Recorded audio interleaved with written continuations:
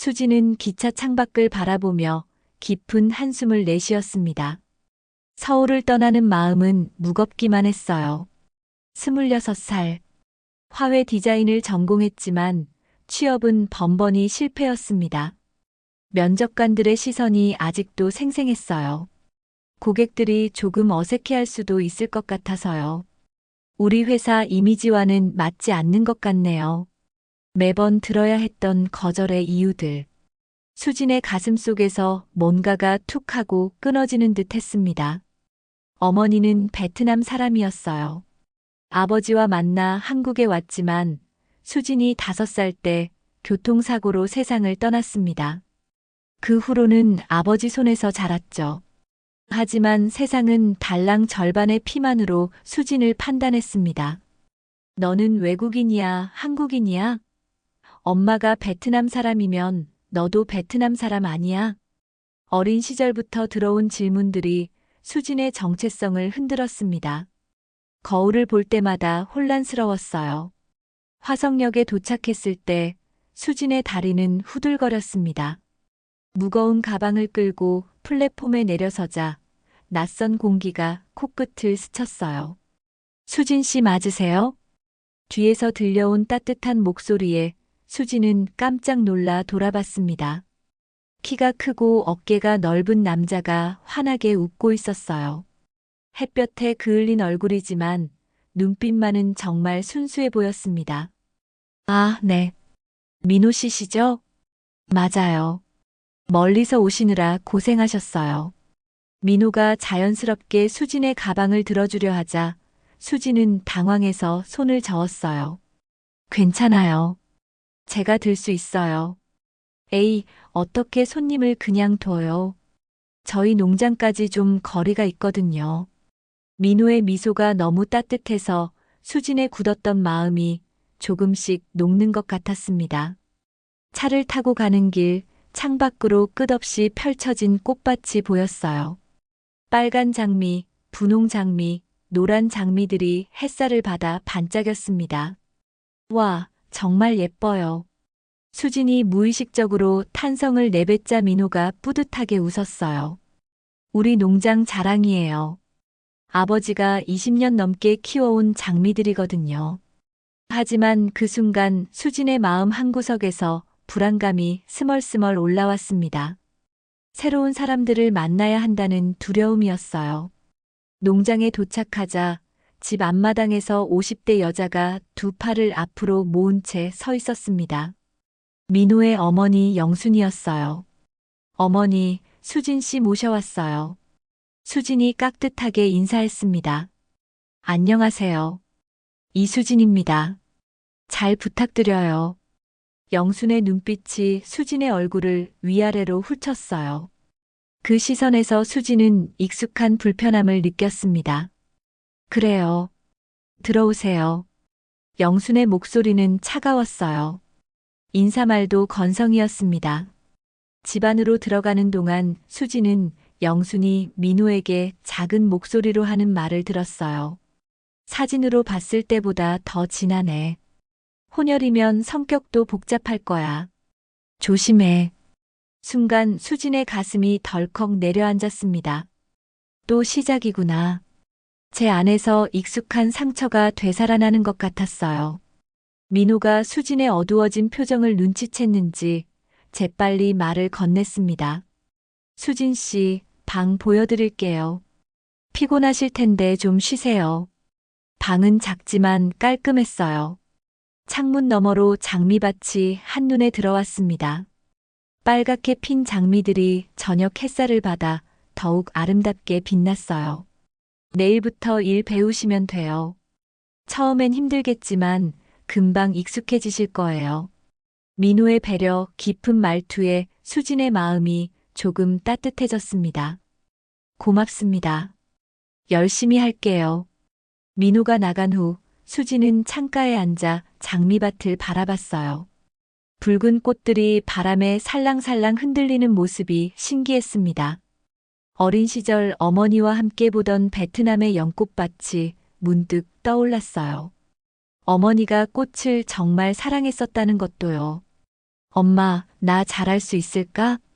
작게 중얼거린 수진의 목소리에는 불안과 기대가 섞여 있었습니다. 다음 날 아침 수진은 일찍 일어나 민호와 함께 장미밭으로 나갔어요. 이슬에 젖은 꽃잎들이 아침 햇살에 반짝였습니다. 조심하세요. 가시가 많아서 다칠 수 있어요. 민호가 걱정스럽게 말했지만 수진은 꽃을 만지는 순간 묘한 친근함을 느꼈어요.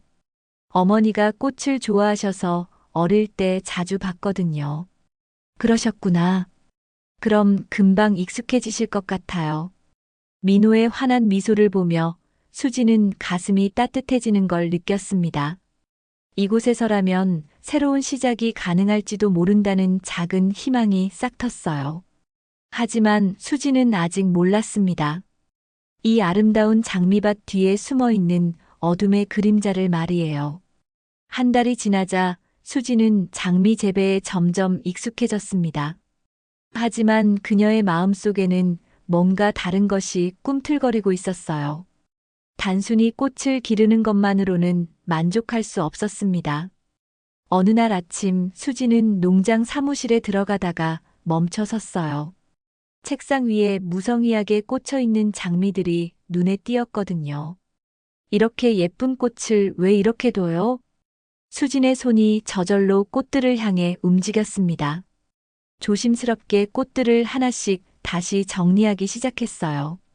어머니에게서 배운 베트남 전통 꽃꽂이 기법이 자연스럽게 손끝에서 되살아났습니다. 길이를 다르게 자르고 각도를 조절하며 색깔의 조화를 맞춰갔어요. 30분 후 사무실은 완전히 달라져 있었습니다. 어머, 이게 뭐야? 민호가 들어오더니 깜짝 놀란 표정으로 수진을 바라봤어요. 아, 죄송해요. 허락도 없이. 수진이 당황해서 손을 뒤로 감추자 민호는 고개를 저었습니다. 아니에요. 정말 아름다워요. 이런 걸 할 줄 아시는 거였구나. 민호의 놀라움 섞인 목소리에 수진의 가슴이 따뜻해졌어요. 오랜만에 받는 진심 어린 칭찬이었거든요. 대학교에서 화훼 디자인을 전공했어요. 하지만 말끝을 흐리는 수진을 보며 민호는 조심스럽게 물었습니다. 혹시 서울에서 힘든 일이 있으셨나요? 수진의 눈가에 아픔이 스쳤습니다. 그 수많은 거절들이 떠올랐어요. 취업이 잘 안 됐어요. 제 외모 때문에. 그런 사람들은 정말 바보예요. 민호의 단호한 목소리에 수진은 고개를 들어 그를 바라봤습니다. 그의 눈에는 진심 어린 분노가 담겨 있었어요. 수진 씨의 재능을 몰라보다니. 정말 어리석은 사람들이에요.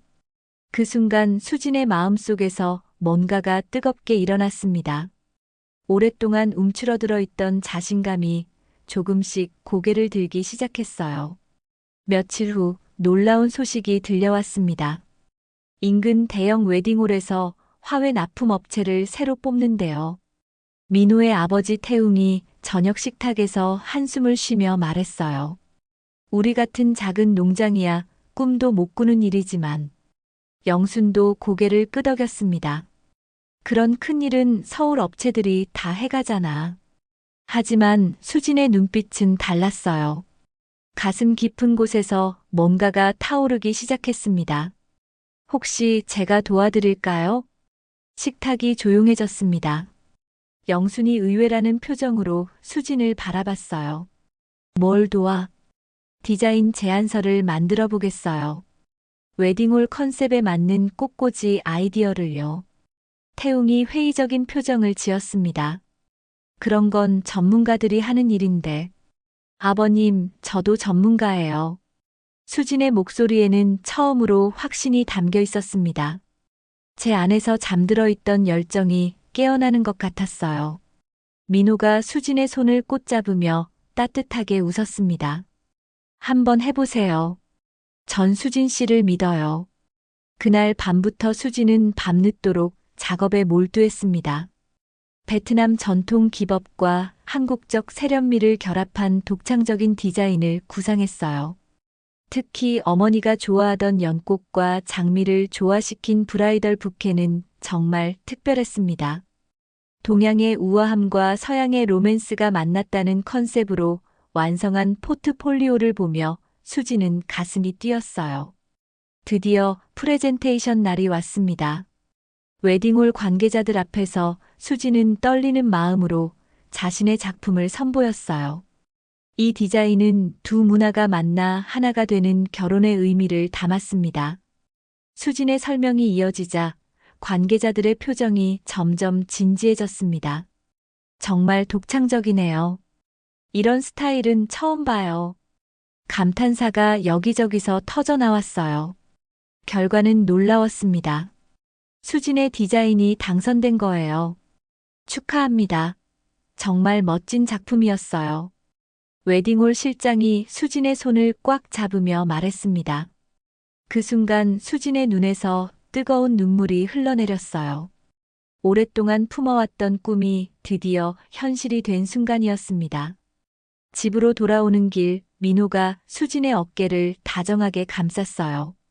정말 자랑스러워요. 당신이 이렇게 대단한 사람인 줄 몰랐어요. 고마워요. 믿어줘서. 수진의 목소리가 떨렸습니다. 기쁨과 감격이 뒤섞인 복잡한 감정이었어요. 하지만 집에 도착했을 때 분위기는 조금 달랐습니다. 태웅이 수진을 유심히 바라보고 있었어요. 그 시선에는 이전에 없던 뭔가가 담겨 있었습니다. 수진이가 이렇게 능력이 있는 줄 몰랐네. 태웅의 목소리에는 감탄과 함께 묘한 뉘앙스가 섞여 있었어요. 우리 농장의 보물이구만. 그 말을 들은 순간 수지는 등골에 서늘한 기운을 느꼈습니다. 태웅의 시선이 왠지 불편했어요. 하지만 기쁨에 들떠있던 수지는 그 순간의 이상한 느낌을 대수롭지 않게 넘겼습니다. 그날 밤 수진과 민호는 장미밭을 거닐었어요. 달빛 아래 핀 꽃들이 신비롭게 빛났습니다. 수진 씨, 저와 결혼해 주세요. 갑작스러운 민호의 프러포즈에 수진의 심장이 쿵하고 뛰었어요. 정말요? 네. 당신 같은 멋진 사람과 함께 살고 싶어요.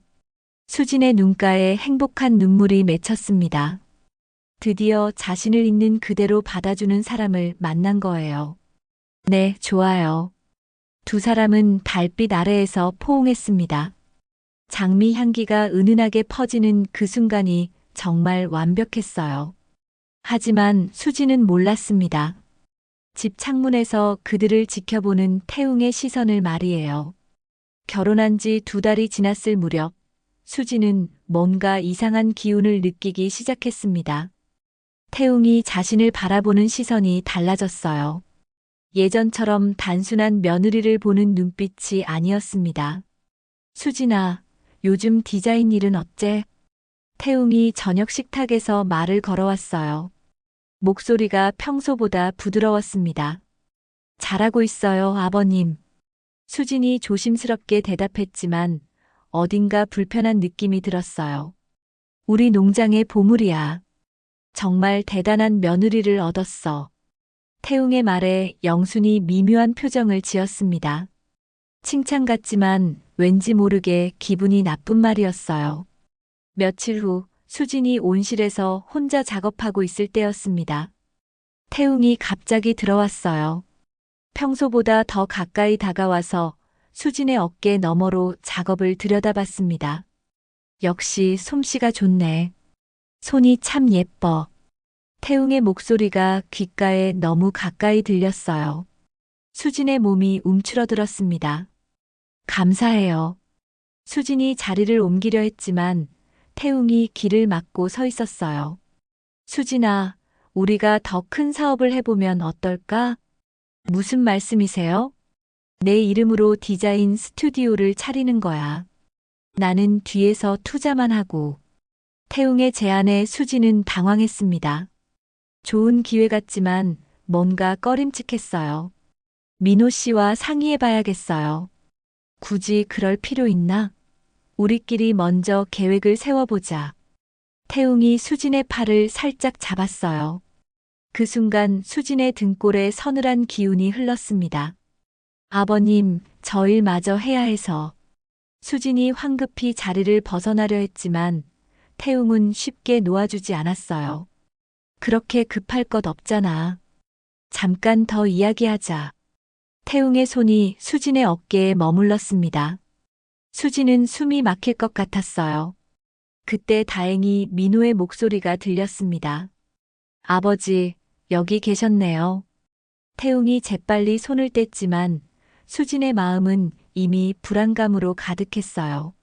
민호야, 수진이랑 사업 이야기를 하고 있었다. 태웅은 아무렇지도 않은 듯 말했지만 수진은 그의 시선이 여전히 자신을 따라다니는 것을 느꼈습니다. 그날 밤 수진은 민호에게 털어놓고 싶었어요. 하지만 말이 쉽게 나오지 않았습니다. 어떻게 남편에게 시아버지가 이상하다고 말할 수 있을까요? 며칠이 지나면서 태웅의 행동은 점점 더 대담해졌습니다. 수진이 저장고에서 포장재를 가져오고 있을 때였어요. 수진아, 혼자 이런 무거운 일 하지 마. 태웅이 갑자기 나타나 수진을 도와주겠다며 다가왔어요. 좁은 저장고 안에서 두 사람의 거리가 너무 가까워졌습니다. 괜찮아요, 아버님. 제가 할 수 있어요. 수진이 뒤로 물러서려 했지만 벽에 막혀 더 이상 갈 곳이 없었어요. 이렇게 예쁜 며느리가 고생하면 안 되지. 태웅이 수진의 머리카락을 만지려 했습니다. 수진의 온몸에 소름이 돋았어요. 저기 민호 씨가 부르는 것 같아요. 수진이 거짓말을 하며 급히 저장고를 빠져나왔습니다. 심장이 미친 듯이 뛰었어요. 하지만 태웅은 포기하지 않았습니다. 어느 날 오후 수진이 시장에서 돌아와 짐을 정리하고 있을 때였어요. 수진아, 잠깐 사무실로 와봐. 태웅이 수진을 불렀습니다. 사무실은 집과 떨어진 곳에 있어서 아무도 없었어요. 무슨 일이세요? 수진이 조심스럽게 물었습니다. 내 과거에 대해 알아봤어. 순간 수진의 얼굴이 창백해졌습니다. 가슴속에서 뭔가가 툭 하고 끊어지는 소리가 들렸어요. 무슨 말씀이세요? 서울에서 무슨 일이 있었는지 다 안다. 태웅의 목소리가 차갑게 변했어요. 수진의 다리에서 힘이 빠졌습니다. 사람을 시켜서 조사해봤지. 대학교 때 성폭행당했다며? 그 말을 듣는 순간 수진은 숨조차 쉴 수 없었어요. 그 끔찍했던 기억이 되살아났습니다. 아무도 모르는 비밀이라고 생각했겠지만 태웅이 서늘하게 웃었어요. 제발 그런 말 하지 마세요. 수진의 목소리가 떨렸습니다. 민호가 알면 어떻게 생각할까? 자기 아내가 그런 과거가 있다는 걸. 태웅의 협박에 수진은 절망감을 느꼈어요. 내 말 잘 들으면 아무에게도 말하지 않겠어. 태웅이 수진에게 한 걸음 더 다가왔습니다. 싫어요. 절대 안 돼요. 수진이 뒤로 물러서며 고개를 저었어요. 그럼 민호한테 다 말할까? 태웅의 차가운 위협에 수진은 벽에 등을 대고 서 있을 수밖에 없었습니다. 그때 멀리서 민호가 부르는 소리가 들렸어요. 수진아, 어디 있어? 태웅이 재빨리 한 발 물러서며 표정을 바꿨습니다. 생각해봐. 시간은 충분히 줄게. 태웅이 사무실을 나가고 수진은 그 자리에 주저앉고 말았어요. 온몸이 떨렸고 눈물이 쏟아졌습니다. 어떻게 해야 할지 모르겠었어요. 민호에게 말하고 싶었지만 태웅의 협박이 두려웠습니다. 그날 밤부터 수진의 악몽이 시작되었어요. 태웅은 기회가 있을 때마다 수진을 괴롭혔습니다. 언제나 아무도 없을 때를 노렸어요. 수진의 밝았던 웃음은 점점 사라져갔습니다. 예전처럼 꽃을 보며 기뻐하지도 못했어요. 민호가 수진의 변화를 눈치채기 시작했지만 수진은 아무것도 말할 수 없었습니다. 어떻게 하지? 이대로는 안 돼. 수진의 마음속에서 작은 목소리가 들렸어요. 하지만 아직은 용기가 나지 않았습니다. 어둠은 점점 더 깊어져 가고 있었어요. 수진의 손이 또다시 떨렸습니다. 예전처럼 아름다운 꽃을 만져도 더 이상 기쁨이 느껴지지 않았어요. 온실에서 혼자 작업하던 수진은 발소리를 들을 때마다 온몸이 굳어갔습니다. 그게 태웅의 발소리일까봐 두려웠거든요. 문이 열리는 소리가 들렸습니다. 수진아, 혼자 일하니? 태웅의 목소리였어요. 수진의 심장이 빠르게 뛰기 시작했습니다. 아, 네. 민호 씨는 시장에 갔어요. 수진이 고개를 숙이며 대답했지만 목소리가 떨렸어요. 태웅이 천천히 다가왔습니다. 온실 문을 뒤로 닫는 소리가 들렸을 때 수진의 온몸에 소름이 돋았어요. 요즘 너 때문에 농장이 유명해졌더라. 태웅의 목소리에는 묘한 감정이 섞여 있었습니다. 다 민호 씨와 가족분들 덕분이에요. 수진이 뒤로 물러서려 했지만 태웅이 더 가까이 다가왔어요. 겸손하긴. 내가 얼마나 대단한지 내가 더 잘 알지. 그의 손이 수진의 어깨에 닿았을 때 수진은 숨이 막힐 것 같았습니다. 아버님, 저 일 마저 해야 해서. 뭐가 그렇게 급해? 잠깐 이야기나 하자. 태웅의 손이 수진의 팔을 붙잡았어요. 수진의 얼굴이 창백해졌습니다. 놓아주세요. 수진의 간절한 목소리에도 태웅은 손을 떼지 않았어요. 내가 예전에 서울에서 어떤 일을 겪었는지 내가 다 안다. 그 순간 수진의 세상이 무너지는 것 같았습니다. 가슴 속에서 뭔가가 툭 하고 끊어지는 소리가 들렸어요. 뭘 아신다는 거예요? 성폭행당했다며? 그 때문에 정신과 치료도 받고. 태웅의 차가운 말에 수진의 다리에서 힘이 빠졌어요. 그 끔찍했던 기억들이 되살아났습니다. 민호가 알면 어떻게 생각할까? 태웅이 비릿하게 웃었어요. 그 웃음소리가 수진의 귓속을 파고들었습니다. 제발, 제발 그러지 마세요. 수진의 목소리는 이미 울음으로 변해 있었어요. 그럼 내 말 잘 들어야지. 태웅의 손이 수진의 뺨을 스쳤습니다. 수진은 온몸이 얼어붙는 것을 느꼈어요. 그때 밖에서 민호의 목소리가 들렸습니다. 아버지, 계세요? 태웅이 재빨리 손을 거두며 뒤로 물러섰어요. 여기 있다. 태웅은 아무 일도 없었다는 듯 자연스럽게 대답했습니다. 민호가 온실로 들어왔을 때 수진은 떨리는 손으로 꽃을 만지고 있었어요.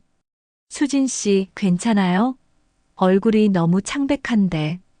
민호의 걱정스러운 목소리에 수진은 억지로 미소를 지었습니다. 괜찮아요. 그냥 좀 더워서. 하지만 수진의 눈에는 두려움이 가득했어요. 그날 밤부터 수진은 잠을 이룰 수 없었습니다. 서울에서의 그 끔찍한 기억이 계속 되살아났어요. 대학교 4학년 때였습니다. 인턴십을 하던 회사에서 상사가 수진을 늦은 시간까지 붙잡아 두었죠. 너 같은 애들은 이런 식으로라도 도움을 받아야 취업이 될 거야. 그때의 공포가 다시 몰려왔습니다. 수진의 몸이 덜덜 떨렸어요. 며칠 후 수진의 상태는 더욱 나빠졌습니다. 꽃을 보는 것조차 무서웠어요. 예전에 그렇게 사랑했던 작업이 이제는 고통이 되었습니다. 수진 씨, 왜 이렇게 작품 수준이 떨어졌어요? 웨딩홀 실장의 실망스러운 목소리에 수진은 고개를 숙일 수밖에 없었어요. 죄송해요. 다시 만들어 볼게요. 하지만 수진의 손은 계속 떨렸습니다. 집중할 수 없었어요. 민호가 수진의 변화를 눈치채기 시작했습니다. 요즘 왜 이래요? 무슨 일 있어요? 민호의 다정한 목소리에 수진은 울고 싶었어요. 하지만 말할 수 없었습니다. 아무것도 아니에요. 거짓말이었어요. 수진의 마음속에는 큰 상처가 점점 벌어지고 있었습니다. 태웅의 괴롭힘은 계속되었습니다.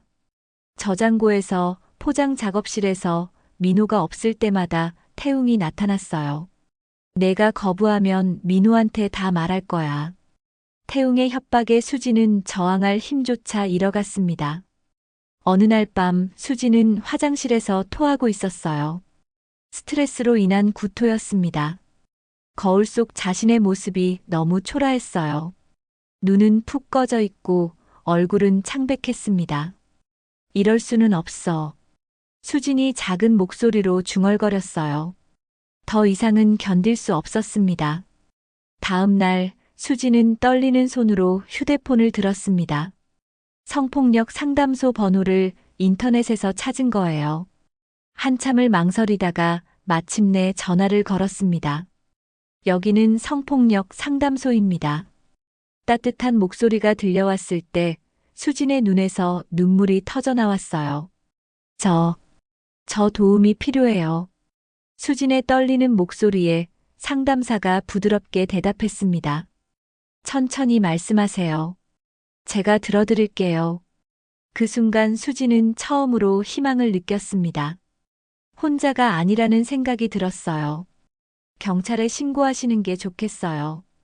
더 이상 혼자 견디지 마세요. 상담사의 격려에 수지는 고개를 끄덕였습니다. 이제 정말로 끝낼 때가 왔어요. 그날 오후 경찰서 앞에 선 수진의 다리는 떨렸지만 마음만은 단단했습니다. 할 수 있어. 수진이 자신에게 속삭이며 경찰서 문을 열었어요. 새로운 시작을 향한 첫걸음이었습니다. 경찰서 문을 열고 들어선 순간 수진의 심장이 쿵쿵 뛰었습니다. 이제 정말로 되돌릴 수 없는 길이었어요. 성폭력 신고를 하고 싶어요. 접수 담당 경찰관에게 말하는 수진의 목소리는 떨렸지만 단호했습니다. 며칠 후 경찰이 농장으로 왔습니다.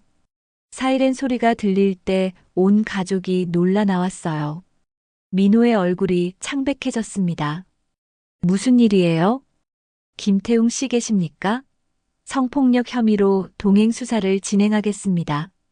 경찰관의 말에 영순이 비명을 질렀어요. 이게 무슨 소리야? 태웅이 수갑을 찬 채 끌려나가면서 수진을 째려봤습니다. 그 차가운 눈빛에 수진은 몸서리쳤어요. 내가 후회할 거야. 태웅의 위협적인 외침이 농장 전체에 울려 퍼졌습니다.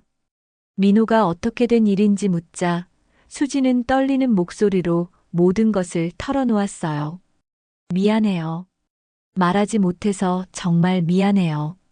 수진의 눈에서 뜨거운 눈물이 흘러내렸습니다. 민호는 잠시 말을 잃었다가 수진을 꽉 안아주었어요. 당신이 견뎌낸 게 얼마나 힘들었을지. 민호의 따뜻한 품속에서 수진은 처음으로 안도감을 느꼈습니다. 하지만 영순의 반응은 달랐어요. 우리 집안이 망했어. 이 일이 소문나면 어떻게 살아? 영순이 울면서 소리쳤습니다. 수진의 가슴이 다시 아팠어요. 어머니, 잘못한 건 아버지예요. 수진 씨가 아니라고요. 민호가 단호하게 말했지만 영수는 계속 울기만 했습니다. 법정에 서는 날이 왔습니다. 수진은 떨리는 다리를 억지로 움직여 증인석에 앉았어요. 방청석에는 민호가 앉아 있었습니다. 피고인의 행위를 구체적으로 진술해 주세요. 검사의 질문에 수진은 깊은 숨을 들이마셨습니다. 처음에는 사업 이야기라며 접근했어요. 그러다가 제 과거를 알아내서 협박했습니다. 수진의 목소리가 떨렸지만 점점 또렷해졌어요. 온실에서 저장고에서 아무도 없을 때마다 저를 괴롭혔어요. 저항하면 남편에게 과거를 폭로하겠다고 위협했습니다. 변호사가 수진을 압박했습니다. 피해자가 진술하는 상황들을 증명할 증거가 있습니까? 증거요? 수진이 당황했을 때 검사가 나섰어요. 피해자의 진술만으로도 충분합니다. 또한 피해자의 정신과 치료 기록, 상담소 신고 기록 등이 있습니다. 재판이 진행되는 동안 수진은 자신의 과거도 용기를 내어 증언했습니다. 대학교 4학년 때 인턴십을 하던 회사에서 상사에게 성폭행을 당했어요. 그 일로 정신과 치료를 받았습니다. 수진의 고백에 법정이 조용해졌어요. 하지만 그때는 신고하지 못했어요. 무서웠고 부끄러웠거든요. 이번에는 더 이상 참을 수 없었습니다. 수진의 떨리지만 분명한 목소리가 법정에 울려 퍼졌습니다. 마침내 판결이 나왔어요. 피고인 김태웅에게 징역 3년을 선고합니다. 판사의 선고에 수진은 가슴이 벅차올랐어요.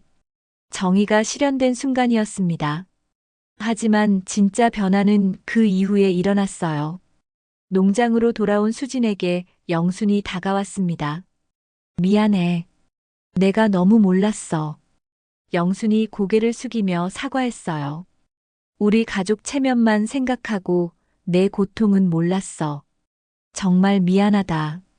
수진의 눈에서 다시 눈물이 흘렸지만 이번에는 따뜻한 눈물이었어요.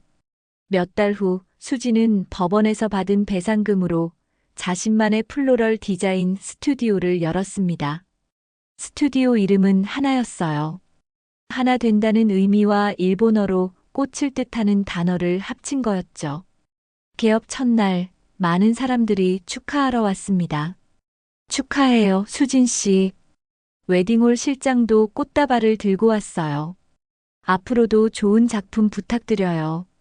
수진의 작품들이 전시된 스튜디오는 정말 아름다웠어요. 베트남 전통과 한국의 현대적 감각이 어우러진 독특한 스타일이었습니다. 민호가 수진의 손을 잡으며 속삭였어요. 정말 자랑스러워요.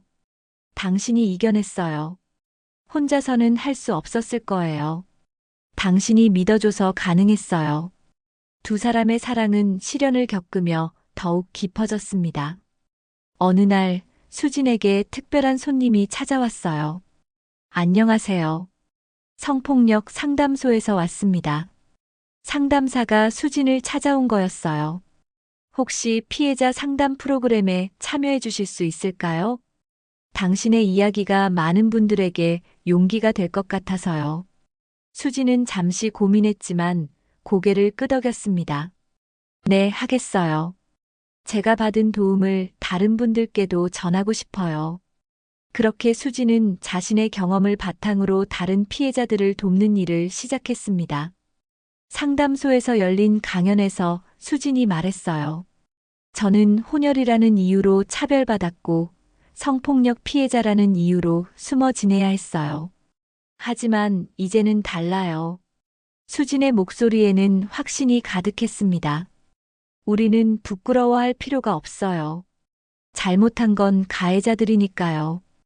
용기를 내서 도움을 요청하세요. 혼자가 아니에요. 강연을 듣던 한 여성이 눈물을 흘리며 손을 들었어요. 저도 용기를 낼 수 있을까요? 물론이에요. 첫걸음이 가장 어려워요. 하지만 그 한 걸음이 새로운 삶의 시작이 될 거예요. 수진의 격려에 여러 사람들이 고개를 끄덕였습니다. 1년 후 수진과 민호는 아이를 입양했습니다. 베트남과 한국 혼혈인 7살 여자아이였어요. 엄마, 나는 왜 다른 아이들과 다르게 생겼어요? 아이가 물었을 때 수진은 부드럽게 대답했어요. 다른 게 아니라 특별한 거야. 엄마도 너처럼 특별해. 수진이 아이의 머리를 쓰다듬어 주었습니다. 우리는 두 나라의 아름다움을 모두 가진 특별한 사람들이야. 아이가 환하게 웃었어요. 수진의 스튜디오 하나는 이제 지역에서 가장 유명한 플로럴 디자인 스튜디오가 되었습니다. 특히 다문화 가정의 결혼식을 전문으로 하는 것으로 알려져 있었어요. 두 문화가 만나 하나가 되는 아름다움. 이것이 수진의 작품 철학이었습니다. 어느 봄날 수진은 딸과 함께 장미밭을 걸었어요. 엄마, 이 꽃들 정말 예뻐요. 그래, 예쁘지? 엄마가 처음 이곳에 왔을 때 이 꽃들이 엄마를 위로해줬어. 수진이 붉은 장미를 만지며 말했습니다. 힘들 때도 있었지만 포기하지 않았어. 그래서 지금의 행복이 있는 거야. 딸이 수진의 손을 꽉 잡았어요. 엄마, 저도 엄마처럼 강한 사람이 될 거예요. 넌 이미 충분히 강해. 그리고 사랑받을 자격이 있는 소중한 사람이야. 꽃향기가 바람에 실려오는 그 순간, 수지는 진정한 평화를 느꼈습니다. 시련을 이겨내고 찾은 진짜 행복이었어요. 수진의 이야기는 이제 많은 사람들에게 희망의 메시지가 되었습니다. 어둠 속에서도 포기하지 않으면 반드시 새로운 시작이 있다는 것을 보여주는 살아있는 증거였죠. 꽃처럼 아름다운 삶을 되찾은 수진. 그녀의 진짜 이야기는 이제부터 시작이었습니다. 여러분, 오늘 이야기 잘 들으셨나요? 그녀가 한 일들이 잘한 일인 것 같다면 구독과 좋아요를 눌러주세요. 여러분의 응원이 영상 제작에 많은 도움이 됩니다. 감사합니다.